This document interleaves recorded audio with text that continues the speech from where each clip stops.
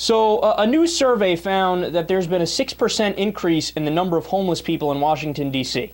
So the number is now 6,954 people. That's 6,954 homeless people just in Washington, D.C. So counselors at one of the city's largest shelters for homeless youths have had to turn away more than 80 unaccompanied children. Some children as young as 12 and 13 who came to them for help in the past 6 weeks. Why did they turn them away? Why did the homeless shelter turn away 12 and 13-year-old unaccompanied homeless kids? Because the city cut more than $700,000 from the shelter's budget.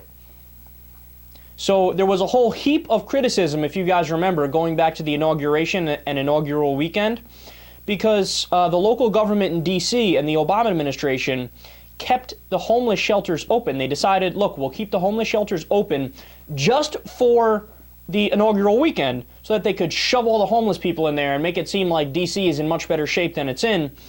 And they, right after inaugural weekend, said, all right, you're on your own. We're back to shutting it down on the weekends. And then, like I just said, they made further budget cuts afterwards. So, but it's all right, though, right? Because the reason why they have to cut the help for the homeless youths is because of a budget shortfall and deficits, right? They just can't afford it, right? That's got to be why, right? It's got to be that they just can't afford it. That's why they cut it. That's the only reason why they do it, right? Well, no, turns out that's not the case. Well, then it's got to be because the budget is balanced, right? So the budget is balanced and they don't want to run deficits, or maybe that local government has a law where you can't run deficits in that locality. Certain places have that law. Some states have laws where they have to balance the budget, right? That's got to be it, right? Turns out, no, that's not the case either. It turns out in the latest budget, the city enjoys a $417 million budget surplus, yet they decided to cut funding for homeless shelters for youth, for kids, by $700,000, and they cut overall homeless services by $7 million. And Mayor Vincent Gray has announced he will keep the surplus in the city savings account, which will now add a total of $1.5 billion. So do you understand what they're doing?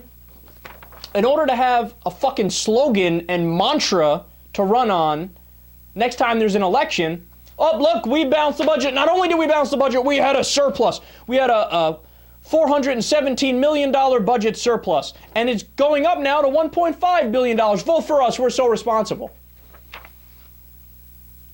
Yeah, but you schmucks, you cut $700,000 for youth homeless shelters that was needed desperately. They're turning kids away who are 12 and 13 years old. And then, of course, what was the bigger number there, too? They cut all homeless services by $7 million. Look, again, it goes back to the priorities, and it drives me crazy. Look, is there an argument to say, well, Kyle, if there's a deficit, then yeah, maybe they need to cut back on those services? Well, it wouldn't be the first thing I would cut back on, but maybe I'm interested in having that conversation if you're really far in debt and you need to balance the local budget. And I think that's a debatable issue at that point. Some people might disagree with me, but, you know, I do think that that's open to discussion and debate. It might even be a debatable issue if the budget was balanced and they needed to, say, go into the red by, you know, an extra $7 million to do so. Now, again, that area, I might not agree with the person who would take the opposing position, but again, I think it is debatable. You can have that discussion. Is it debatable if there's a $1.5 billion surplus? Is it debatable to cut $700,000 and $7 million from necessary things for homeless folks that might need it to survive and get by? No, then you lost me. Then there's no conversation. Then you're just a cold-blooded moron. And I'm not interested in that conversation. I'm not interested in that discussion. Oh, and believe you me, if I had enough time, or if I really wanted to dig into the weeds, you think I couldn't find an example of billions of dollars of waste in that local government? You think I couldn't find nepotism and giveaways to big businesses or small businesses even? Please, man. Look, if you think that, you know nothing about politics. And if you think this is okay, do you have a heart? Are you human?